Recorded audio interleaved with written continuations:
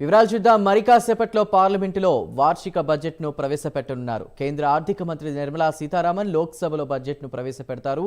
BJP నేతృత్వంలోని NDA సర్కార్ మూడోసారి అధికారం చేపట్టిన తరువాత ప్రవేశపెడుతున్న తొలి బడ్జెట్ కావడంతో అత్యంత ప్రాధాన్యత సంతరించుకుంది. గత లోక్సభ ఎన్నికల్లో బీజేపీకి సీట్లు తగ్గిన క్రమంలో ప్రజలకు చేరువయ్యేందుకు ఈసారి కీలక నిర్ణయాలు తీసుకునే అవకాశం ఉంది.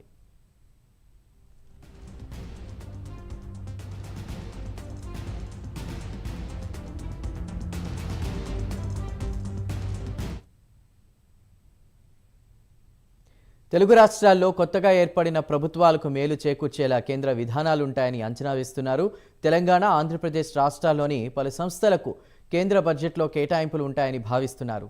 ఈ బడ్జెట్పై ఆంధ్రప్రదేశ్ ఎక్కువగా ఆశలు పెట్టుకుంది. కేంద్ర ప్రభుత్వం ఈసారైనా తమ వైపు చూస్తుందని ఏపీ ప్రజలు గంపెడు ఆశతో ఎదురుచూస్తున్నారు. ఇక రాష్ట్రంలో జరిగిన ఎన్నికల్లో టీడీపీ, జనసేన, బీజేపీ కలిసి కూటమిగా పోటీ చేశాయి.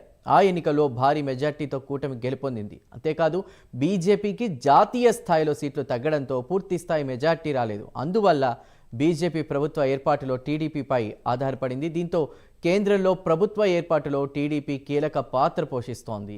ఈ నేపథ్యంలోనే ఏపీకి బడ్జెట్లో కేటాయింపులు ఆశాజనకంగానే ఉంటాయని అందరూ ఆశిస్తున్నారు.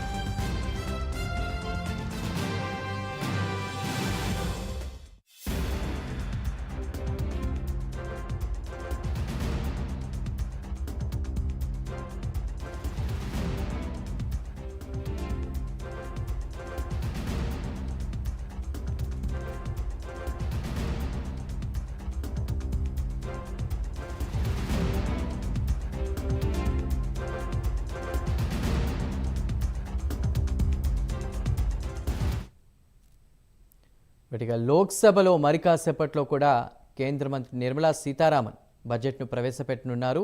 దీనికి సంబంధించి పూర్తి వివరాలు మా ప్రతినిధి నాగేంద్ర అందిస్తారు. నాగేంద్ర, ఈసారైనా ఏపీకి బెనిఫిట్ అయ్యే అవకాశం ఉంది. ఎందుకంటే కేంద్రంలో ప్రభుత్వం ఏర్పాటు చేయడానికి కూటమి ఏ దిశగా ముందుకు వెళ్ళిందో దానికి టీడీపీ, జనసేన ఎంత ప్లస్ అయ్యో మనం చూస్తాం. సో ఈసారైనా ఏపీ వైపు, అదేవిధంగా రెండు తెలుగు రాష్ట్రాల వైపు బడ్జెట్ అలొకేషన్స్ ఉండే అవకాశం ఉందా? Thank you Chandu. మరి కాసేపట్లో నిర్మలా సీతారామన్ ఆర్థిక శాఖ మంత్రి అయినటువంటి నిర్మలా సీతారామన్ ఆధ్వర్యంలో లోక్సభలో కేంద్ర బడ్జెట్ ని ప్రవేశపెట్టబోతున్నారు.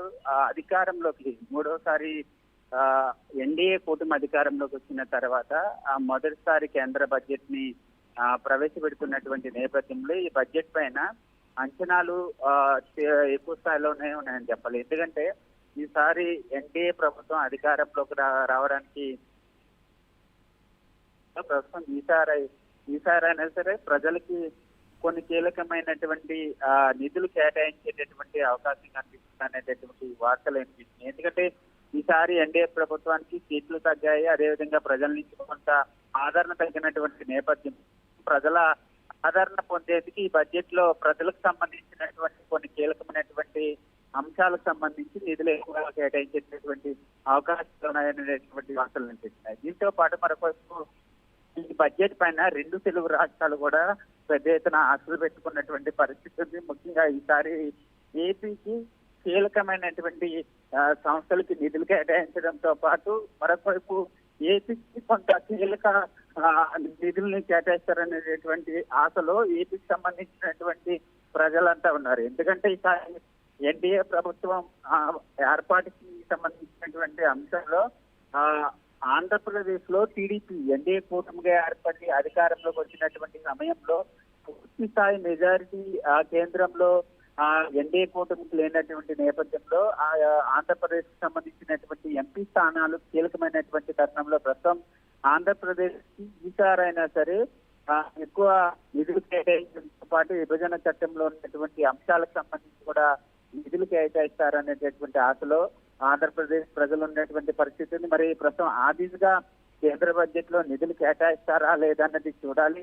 దాంతో పాటు మరొకవైపు తెలంగాణ రాష్ట్రం సైతం ఇప్పటికే తెలంగాణకు సంబంధించినటువంటి మంత్రులు సైతం పెద్ద ప్రెస్ మీట్ పెట్టి మరి తెలంగాణ రాష్ట్రానికి ఈసారైనా సరే 10 ఏళ్లుగా కేంద్ర ప్రభుత్వం అన్యాయం చేస్తుంది, ఈసారైనా సరే న్యాయం చేయాలి, విభజన చట్టంలో ఉన్నటువంటి అంశాల్లో భాగంగా నిధులు కేటాయించే దిశగా రాష్ట్రం నుంచి ప్రాతినిధ్యం వహిస్తున్నటువంటి కేంద్ర మంత్రులు కిషన్ రెడ్డి కానీ అదేవిధంగా బండి సంజయ్ ఇద్దరు కూడా చొరవ తీసుకుని కేంద్ర బడ్జెట్ లో తెలంగాణ రాష్ట్రానికి నిధులు కేటాయించేలాగా చొరవ తీసుకోవాలంటూ కూడా చెప్పినటువంటి పరిస్థితి అయితే కనిపిస్తుంది. మరి ఈ బడ్జెట్ లో ఏ విధంగా నిధులు కేటాయిస్తారన్నది మాత్రం చూడాల్సినటువంటి అంశంగా కనబడుతుందని చెప్పాల్సింది.